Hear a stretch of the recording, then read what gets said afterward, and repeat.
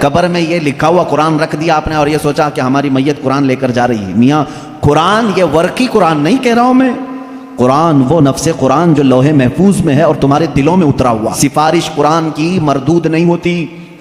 رسول کریم صلی اللہ تعالیٰ علیہ وسلم فرماتے ہیں دو چیزیں تمہارے عمل میں سے، تمہارے عمل جتنے بھی ہیں دنیا میں، جیسے نماز، روزہ، حج، زکوٰۃ، خیرات، صدقات، یہ سب جو اعمال ہیں، ان سارے اعمال میں سے دو عمل ایسے ہیں، حضور پاک صلی اللہ علیہ وسلم فرماتے ہیں وہ قیامت کے دن ان کو اللہ تعالیٰ شکل دے گا، انسانوں جیسی ایک شکل، اور وہ اپنے ساتھی کی سفارش کرنے کے لیے جھگڑا کرے.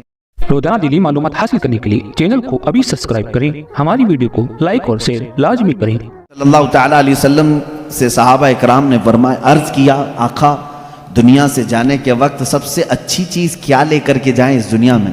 حضور پاک صلی اللہ علیہ وسلم نے فرمایا رب تعالیٰ کے نزدیک وہ بندہ دنیا میں لانے والی چیزوں میں سب سے بہتر ہے جو قرآن اپنے ساتھ لایا ہو.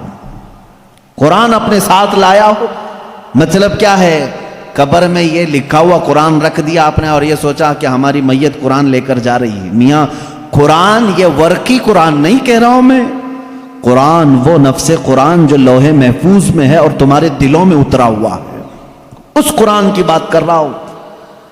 وہ قرآن جس نے بھی اپنے سینے میں رکھا اور اللہ کی بارگاہ میں گیا، اس کی سفارش قرآن کی مردود نہیں ہوتی. رسول کریم صلی اللہ تعالیٰ علیہ وسلم فرماتے ہیں دو چیزیں تمہارے عمل میں سے، تمہارے عمل جتنے بھی ہیں دنیا میں، جیسے نماز، روزہ، حج، زکوٰۃ، خیرات، صدقات، یہ سب جو اعمال ہیں، ان سارے اعمال میں سے دو عمل ایسے ہیں، حضور پاک صلی اللہ علیہ وسلم فرماتے ہیں وہ قیامت کے دن ان کو اللہ تعالیٰ شکل دے گا، انسانوں جیسی ایک شکل، اور وہ اپنے ساتھی کی سفارش کرنے کے لیے جھگڑا کریں گے. وہ آئیں گے سفارش کے لیے. پوچھا گیا وہ کون سی؟ کہا ایک روزہ رمضان، اللہ تعالیٰ اس کو شکل دے گا، اور دوسرا قرآن، اس کو بھی شکل دی جائے گی. حضور اکرم صلی اللہ تعالیٰ علیہ وسلم نے فرمایا جس کے حق میں یہ دونوں نے سفارش کر دی اس پر جنت واجب ہو گئی، اور جس کے خلاف آ کر کے یہ دونوں کھڑے ہو گئے، میرے آقا صلی اللہ علیہ وسلم فرماتے ہیں پھر اس پر دوزخ میں جانا لازم ہو جائے گا. اگر یہ دونوں آ کر کھڑے ہو گئے کسی کے خلاف، قرآن اور رمضان، رمضان کہے گا کہ مولا میں اس کے گھر جاتا تھا، اس نے بے حرمتی کی ہے، میری بے عزتی کی ہے، میں جب جاتا تھا تو یہ بے حیائیاں ویسے ہی کرتا تھا، میرا ادب و احترام کبھی نہیں کیا اس نے. اگر رمضان ہمارے خلاف کھڑا ہو گیا اور قرآن اگر یہ کہہ دیا کہ مولا کبھی اس نے مجھے اپنے سینے سے نہیں لگایا، کبھی میری آیتیں تلاوت نہیں کیا، اس کو آج معاف نہ کیا جائے، رب تعالیٰ ان دونوں کی سفارش اس حق میں بھی قبول کرے گا اور دوزخ میں بھیجے گا.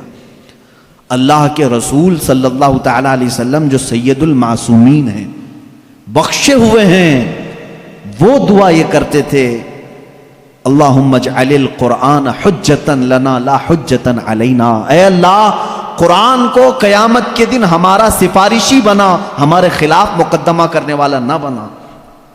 اندازہ کرو رسول کریم صلی اللہ تعالیٰ علیہ وسلم جب یہ دعا فرماتے تھے، اس قرآن کو تم ہلکا نہ سمجھو. اے مسلمانوں سوچنے کی بات ہے، تمہارے پاس 1000 کتابیں نہیں ہیں، ایک ہی قرآن ہے جس سے ساری امت کو جوڑا گیا ہے.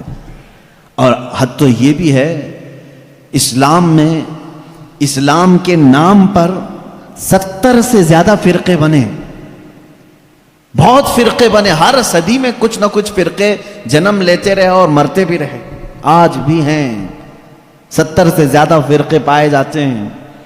بلکہ خود شیعوں میں 70 فرقے ہیں، خوارج میں الگ فرقے ہیں، ان کے علاوہ اور دوسرے فرقے جیسے قادیانی ہیں، بدعقیدہ ہیں، جو اسلام کی کچھ نہ کچھ بنیادی چیزوں سے انحراف کرتے ہیں. لیکن میں آپ کو بتاؤں تقریباً جتنے اسلامی فرقے ہیں سب کا اتفاق ہے کہ قرآن یہی ہے، کوئی اور نہیں. یہ 30 پارے جو قرآن کے ہیں اس پر سب کا اتفاق ہے. یہ بھی قرآن کا ایک معجزہ ہے، دوسرے سارے مسئلوں میں اختلاف چل رہا ہے، لیکن قرآن کا الف لام میم سورہ فاتحہ سے شروع ہو کر والناس پہ ختم ہونے میں تقریباً سارے فرقے اس کو تسلیم کرتے ہیں. شیعوں کا ہمارا اختلاف ہے، اہل حدیث سے اختلاف ہے، دیوبندیوں سے اختلاف ہے، رافضیوں سے اختلاف ہے، قادیانیوں سے اختلاف ہے، لیکن جا کر کے سارے مکاتب فکر میں آپ دیکھیں سب کے ہاں یہی قرآن پڑھا جاتا ہے، یہی قرآن ہے۔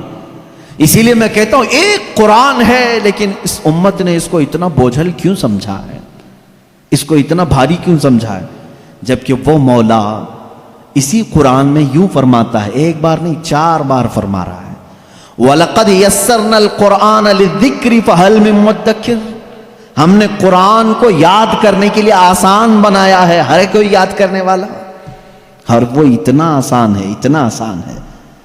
میں نے خود دیکھا ہے کہ وہ بچے جن کو ابھی سوجھ بوجھ بھی نہیں آتی، سمجھ بوجھ بھی نہیں آتی، وہ بھی جب قرآن یاد کرنے لگ جاتے ہیں تو ان کے سینوں میں قرآن اتر جاتا ہے۔ جب میں خود قرآن حفظ کرنے کے لیے نکلا تھا، ہماری عمر 11 سال کی تھی، بہت سارے معاملات سمجھ میں نہیں آتے تھے، لیکن ہم نے تیزی سے یاد کیا، اللہ کا فضل تھا، ہمارے ساتھ کچھ ایسے بھی تھے جن کو 2+2 کیا ہوتا ہے یہ بھی نہیں معلوم تھا، لیکن وہ 30 پارے کے حافظ تھے۔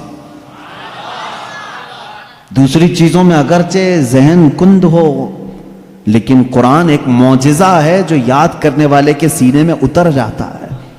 ہاں یہ اس کے ساتھ نہیں جاتا جو اس کو بھاری سمجھتا ہے، جو اس کو بوجھل سمجھ کر کے چھوڑا اس کے ساتھ نہیں جاتا، اور جو اس سے محبت کیا اس کے سینے میں بہت آسانی سے اترتا ہے۔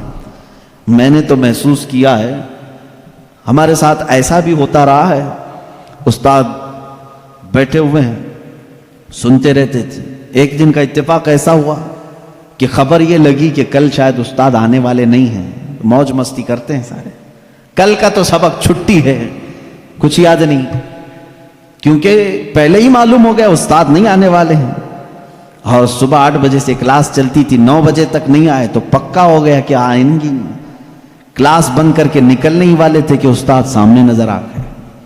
سب کو کہا بیٹھو، میری کوئی چھٹی نہیں ہے، میں تاخیر ہو گیا تھا، بس مؤخر ہو گیا تھا۔ اب سبق سنانے کے لیے جس کو بھی بلایا جائے، ظاہر سی بات ہے جو سختیاں ہوتی تھیں کہاں سے، رات کو یاد نہیں کیے، صبح یاد نہیں کیے، سامنے اچانک سننے کے لیے۔ ایسے عالم میں میرا خود کا تجربہ بھی ہے، کئی ہمارے ساتھیوں کا بھی تجربہ ہے، قرآن پر ہاتھ رکھا، دل سے کہا اللہ کا کلام ہے، اتر جا جلدی سے، بس اور کچھ نہیں۔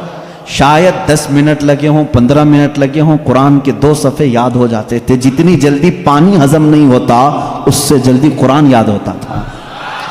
کر کے تو دیکھا ہوتا آپ نے، کر کے تو دیکھا ہوتا۔ شروع میں شیطان بہت ورغلاتا ہے، بہت بہکاتا ہے، یاد کرنے نہیں دیتا اور بھگاتا ہے، لیکن جو جم گیا تو پھر قرآن ہی اس کا مددگار بھی ہوتا ہے۔